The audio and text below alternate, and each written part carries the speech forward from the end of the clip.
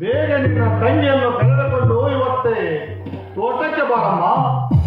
ಯಾಕಂದ್ರೆ ಇವತ್ತು ಶ್ರಾವಣ ಸೋಮವಾರ, ಹೊಲಕ್ಕೆ ಬರುವುದಿಲ್ಲ. ನೀಲ ಬಾರಮ್ಮ. ನೀಲ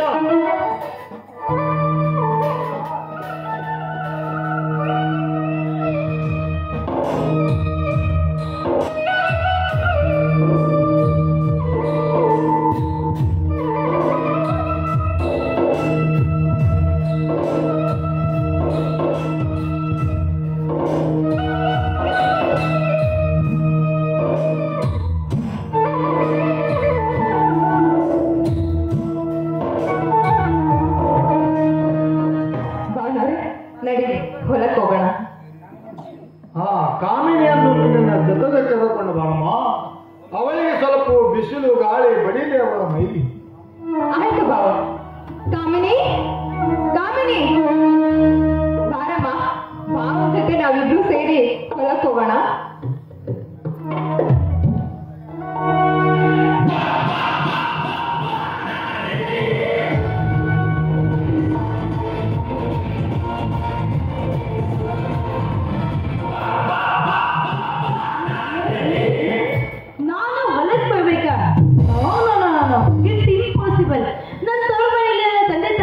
ಹೊರಗಿನ ಬಿಸಿಲು ಕೂಡ ನೋಡೋಕೆ ಬಿಟ್ಟಿಲ್ಲ. ಹಾಗಿದ್ಮೇಲೆ ಹೊಲಕ್ಕೆ ಬರೋಕೆ ನನಗೆ ನಾಚಿಕೆ ಆಗುತ್ತೆ. ನೋಡಮ್ಮ, ಇದು ರೈತರ ಮನೆ. ಇಲ್ಲಿ ಬಂದ್ಮೇಲೆ ಅದನ್ನೆಲ್ಲ ರೂಢಿ ಮಾಡ್ಕೋಬೇಕಮ್ಮ. ನಾನು ಒಬ್ಬ ಇನ್ಸ್ಪೆಕ್ಟರ್ ಹೆಂಡತಿಯಾಗಿ ಬಂದಿದ್ದೀನಿ. ನಿನ್ನ ಗಂಡನ ಹಾಗೆ ಭೂಮಿಯಲ್ಲಿ ದುಡಿಯುವ ರೈತರ ಹೆಂಡತಿಯಾಗಿ ಬಂದಿಲ್ಲ. ಕಾಮಿನಿ, ಹರಕು ದೋತರ ಹರಕು ಅಂಗಿ ಹಾಕಿಕೊಂಡು ಈ ಭೂಮಿ ಮೇಲೆ ದುಡಿದು ರಾತ್ರಿ ಕಣ್ಣಿಗೆ ಎಣ್ಣೆ ಬೆಳ್ಳು ಬಿಟ್ಟು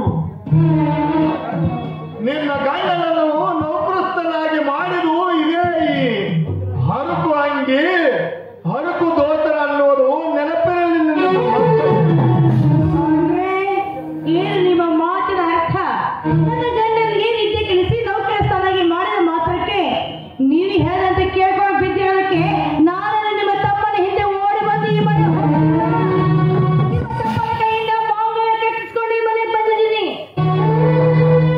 ಹೌದಮ್ಮ, ನನಗೆ ಚೆನ್ನಾಗಿ ಗೊತ್ತು ಈ ಮನೆ ಸಸ್ಯಾಗೆ ಬಂದಿದ್ಯಾ ಅಂತ. ನೋಡಮ್ಮ, ಕೂತ್ಕೊಂಡು ತಿಂದ್ರೆ ಕುಡಿಕೆ ಅನ್ನ ಕೂಡ ಸಾಲೋದಿಲ್ಲ. ನೋಡಮ್ಮ, ಈ ಮನೆ ಹಿರಿಯರ ಮಾತು ಕೇಳ್ಕೊಂಡು ನಿನಗೆ ಎಷ್ಟಾಗುತ್ತೋ ಅಷ್ಟು ಕೆಲಸ ಮಾಡ್ಕೊಂಡು ಹೊಲದಲ್ಲಿ ಕೆಲಸ ಮಾಡಿ ದುಡಿದು ಉಣ್ಣುವಂತ ಗತಿಗೆ ನಾನಲ್ಲ ಕಣೆ. ನನ್ನ ಮನೆಯಲ್ಲಿ ಸಾವಿರಾರು ಜನರಿಗೆ ಅನ್ನ ಹಾಕಿದ ಅನ್ನದಾತರ ಮನೆಯಿಂದ ಬಂದವಳು ನಾನು. ಕಾಮಿನಿ, ನಿನ್ನ ಮನೆಯವರು ನಿನ್ನ ತವರ ಮನೆಯವರು ಕೋಟ್ಯಾಧೀಶರಾಗಿರಬಹುದು. ಆದರೆ ಹೆಣ್ಣು ಸತ್ತ ತುಳಿದು ಈ ಗಂಡನ ಮನೆಯವರು ಹೇಳಿದಂತೆ ನಡೆದುಕೊಂಡು ಹೋದರೆ ಅವಳೊಂದು ಈ ಭಾರತದ ಹೆಣ್ಣು. ನಿಮ್ಮ ಮಾತಿನ ಅರ್ಥ ನಾನು ನಿಮ್ಮ ದೃಷ್ಟಿಯಲ್ಲಿ ನೀತಿ ಬಿಟ್ಟ ಹೆಣ್ಣಾಗಿ ಕಾಣ್ತಾ ಇದ್ದೀನಿ. ನೋಡು, ತಪ್ಪಾಗಿ ತಿಳ್ಕೋಬೇಡಮ್ಮ, ತಪ್ಪಾಗಿ ತಿಳ್ಕೋಬೇಡ.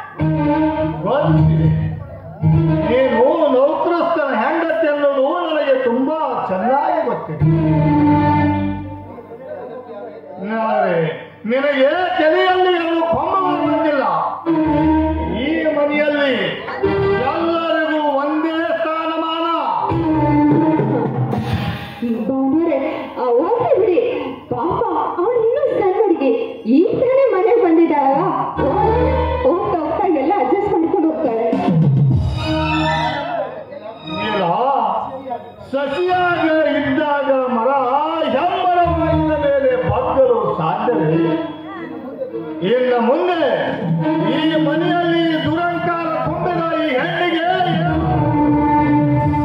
ಗ್ರಹಚಾರ ಕಾಡುತ್ತಿದೆ. ನಮ್ಮ ಬ್ರಹ್ಮಲಿಂಗೇಶ್ವರನಿಗೆ ಗೊತ್ತು. ಸುರೇಂದ್ರ,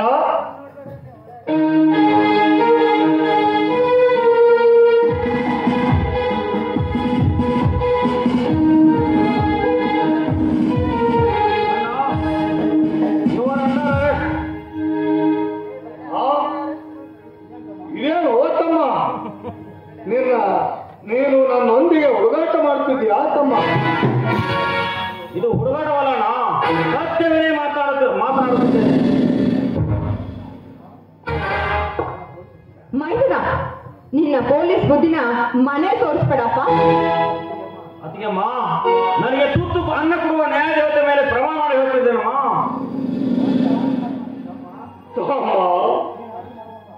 ನೀನು ಆದಷ್ಟು ಮಾಡುವಂತ ಕೆಲಸ ನಾನೇನು ಮಾಡಿದ್ದೇನು ತಮ್ಮ? ಹೇಳು ತಮ್ಮ, ಹೇಳು. ಅಣ್ಣ, ಧರ್ಮ ದೇವತೆ ಅಂತ ಅತ್ತಿಗೆನು ಪತ್ತು ಸಾಯಿಸಿದ ಕಾರಣದ ಮೇಲೆ ಮೈದುನ, ಹಾಗಂತ ಹೇಳೋರು ಯಾರಪ್ಪ ನಿನಗೆ? ಇನ್ಯಾರು ಪ್ರತ್ಯಕ್ಷ ನೋಡಿದವರು ಬಂದು ಪೊಲೀಸರಿಗೆ ಕಂಪ್ಲೇಂಟ್ ಕೊಟ್ಟಿದ್ದಾರೆ. ತಮ್ಮ, ಸಾಕ್ಷಾತ್ ಸೀತಾ ಮಾತೆ ನನ್ನ ಹೆಂಡತಿಯನ್ನು ನಾನೇ ಕಟ್ಟು ಹಿಚಿಕಿ ಸಾಯಿಸುವ ಕಟಕ ನಾನಲ್ಲ, ಈ ನಿನ್ನ ಅಣ್ಣ.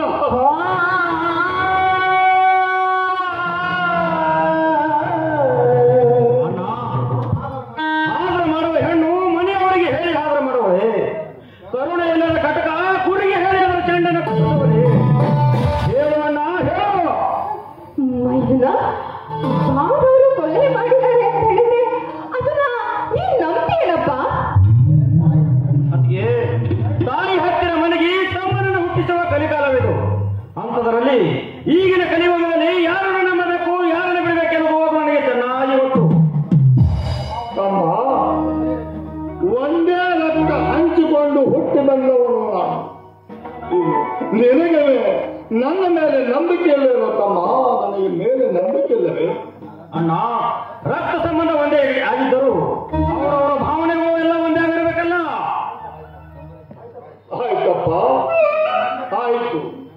ನನ್ನ ಹೆಂಡತಿಯನ್ನು ನಾನೇ ಕತ್ತು ಹಿಕ್ಕಿ ಸಾಯಿಸಿದ್ದೇನೆ ಅಂದು ನಿನ್ನ ಪೊಲೀಸ್ ಸ್ಟೇಷನ್ಗೆ ಬಂದು ಕಂಪ್ಲೇಂಟ್ ಕೊಟ್ಟವರು ಯಾರು ತಮ್ಮ?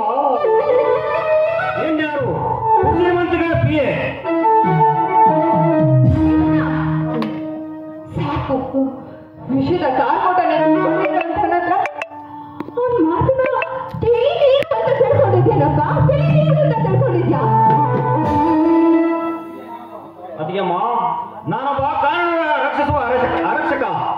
ನಮ್ಮ ಸ್ಟೇಷನ್ಗೆ ಯಾರೇ ಬಂದು ಕಂಪ್ಲೇಂಟ್ ಕೊಟ್ಟರು ಆರೋಪಿಯನ್ನು ಪತ್ತೆ ಹಚ್ಚಿ ಪೊಲೀಸ್ ಸ್ಟೇಷನ್ಗೆ ಕರೆದುಕೊಂಡು ಹೋಗುವುದು ನನ್ನ ಕರ್ತವ್ಯ.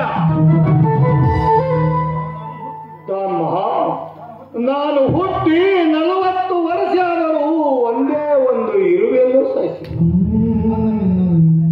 ಅಂದ ಮೇಲೆ ನನ್ನ ಹೆಂಡತಿಯನ್ನು ನಾನೇ ಕತ್ತು ಹಿಚಿಕಿ ಸಾಯಿಸಿದ್ದೇನೆಂದು ಬಂದು ನೀನು ನಂಬುತ್ತೇನೋ ತಮ್ಮ? ನಂಬುತ್ತಿ? ಅಣ್ಣ, ಯಾವ ಹುಟ್ಟಿನಲ್ಲಿ ಯಾವ ಅಂಶ ಸ್ವಲ್ಪ ವಾಸ ಮಾಡುತ್ತಿದೆ ಅನ್ನೋದು ಯಾರು ಬಲ್ಲರು? ಸತ್ಯ ಸುಳ್ಳೆನ್ನುವುದು ನ್ಯಾಯ ತೀರ್ಪು ಕೊಡುತ್ತದೆ. ನನ್ನ ಕಾನೂನಿನ ಪ್ರಕಾರ ನಾನು ಅರೆಸ್ಟ್ ಮಾಡಿಕೊಂಡು ಹೋಗಲೇಬೇಕು. ಕಾನ್ಸ್ಟೇಬಲ್, ನ್ಯಾಯಾಲಯ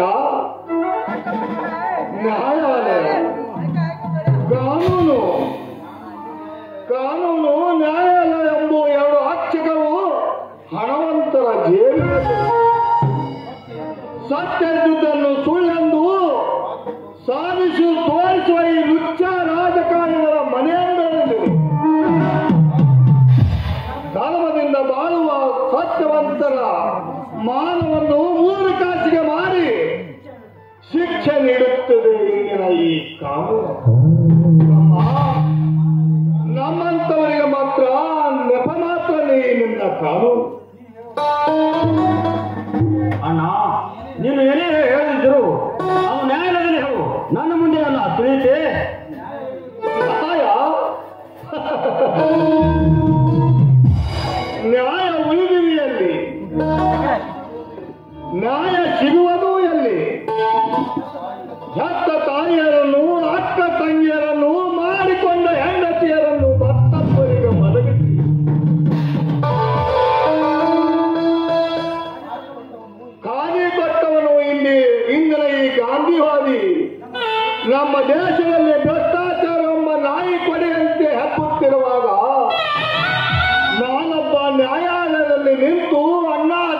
ನನಗೆ ನ್ಯಾಯಪಡಿಸಿ ಎಂದು ನ್ಯಾಯ ಬಾ ಎಂದು ಹೇಳುತ್ತಾರೆ ವಿನ ನನಗೆ ನ್ಯಾಯ ಸಿಗುವುದಿಲ್ಲ.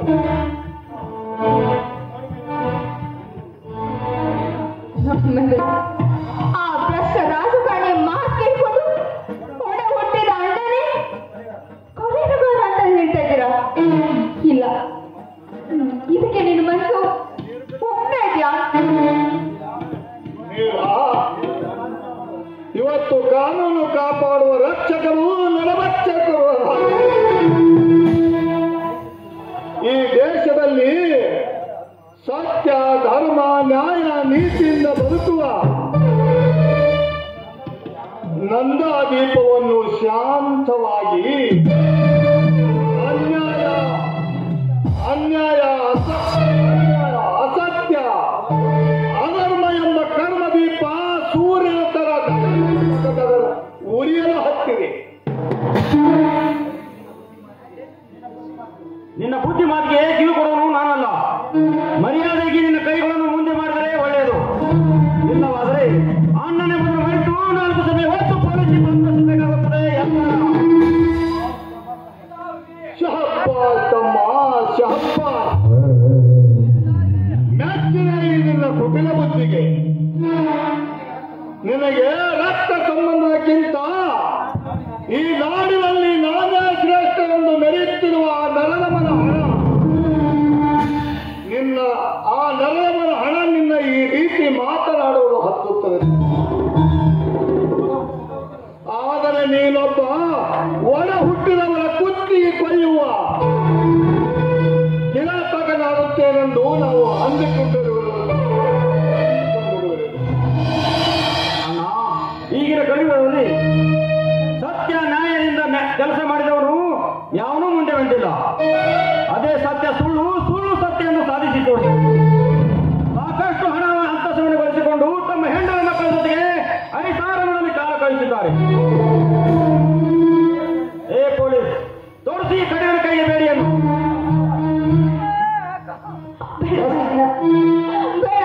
ದಯವಿಟ್ಟು ಅವರನ್ನ ಕರ್ಕೊಂಡು ಹೋಗ್ಬೇಡ. ಅವನಪ್ಪ 1000 ಸುಳ್ಳಿನ ಸರ್ದಾರ. ಅಂತದಲ್ಲಿ ಸತ್ಯನ ಮನೆಗಿರ್ಬೇಡ, ಸತ್ಯನ ಮನೆಗಿರ್ಬೇಡ ಮೈದನ. ಯಾವುದು ಸತ್ಯ, ಯಾವುದು ಮಿಥ್ಯೆ ಎಂದು ಚೆನ್ನಾಗಿ ಗೊತ್ತು.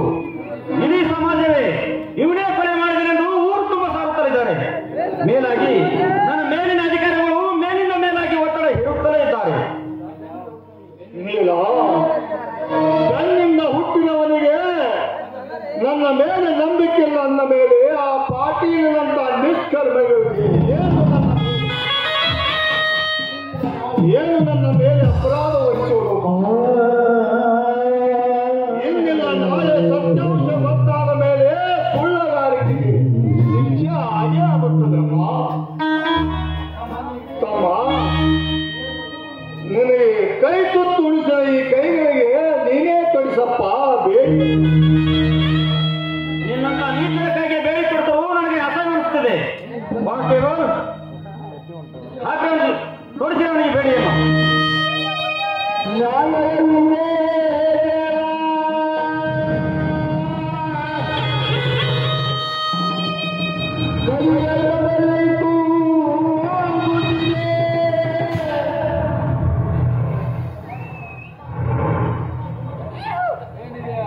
ಅಮ್ಮ, ಇದೇನು ಮಾಡುತ್ತಿದ್ಯಪ್ಪ? ನಾನು ಸರಿಯಾಗಿದ್ದುದನ್ನೇ ಮಾಡ್ತಾ ಇದ್ದೇನೆ.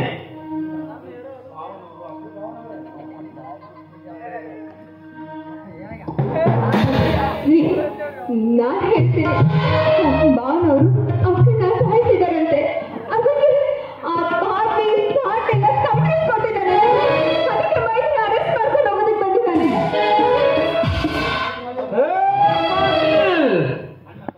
ತಮ್ಮಂದರ ಮಧ್ಯೆ ಹಂಚೆ ಹತ್ತುವ ಕೆಲಸ ಮಾಡಿದೀರಾ ಮಗಳು? ಈಗಲೇ ಬರುವ ನನಗೆ ನರಕದ ಹಾಗೆ ತೋರಿಸಲು. ನಿಲ್ಲುವೇನ? ನಿಲ್ಲು ನೀನು.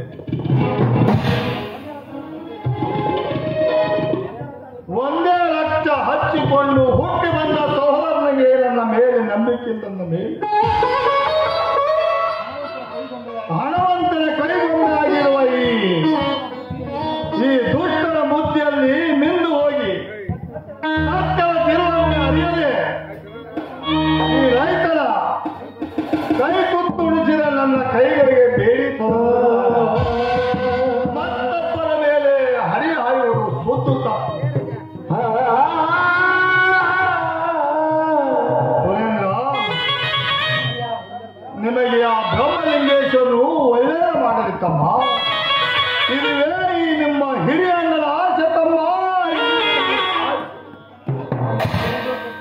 ಅಣ್ಣ, ಇದರಲ್ಲಿ ಒಳ್ಳೆಯ ಕೆಟ್ಟದ್ದು ಎನ್ನುವುದು ವಿಚಾರ ನನಗೆ ಬೇಕಾಗಿಲ್ಲ. ನನ್ನ ಕಾನೂನು ಪ್ರಕಾರ ನಾನು ಮಾಡಿದ್ದೇನೆ ಅಷ್ಟೇ. ಕರ್ತವ್ಯ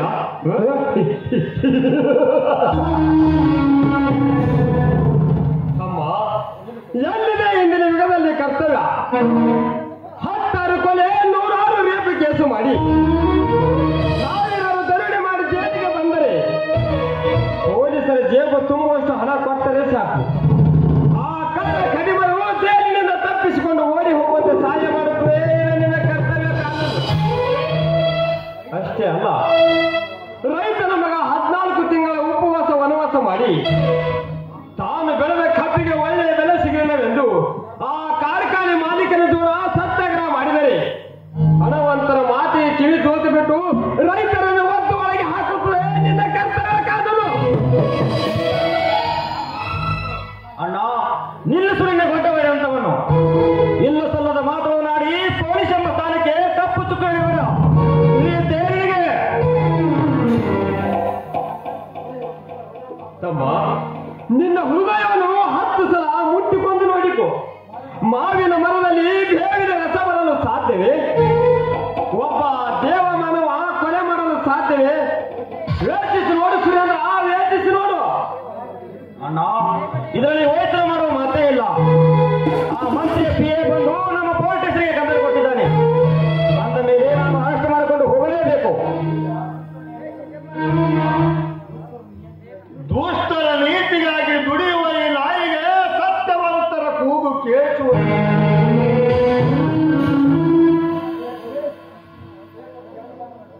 ಏ ಪೊಲೀಸ್, ಹೇಳ್ಕೊಂಡು ನಡೆಯುವ ನಾನು. ಭಾವನವ್ರೆ, ಬೇಡ, ಅರೆಸ್ಟ್ ಮಾಡ್ಬೇಡಿ. ಅಣ್ಣನನ್ನು ಬಿಟ್ಟು ಹೋಗುತ್ತಿದ್ದೇನೆ. ದಯಮಾಡಿ ಕರೆಯುತ್ತಾರೆ, ಹೋಗಬೇಡನು ಸುರೇಂದ್ರ, ಹೋಗಬೇಡನು.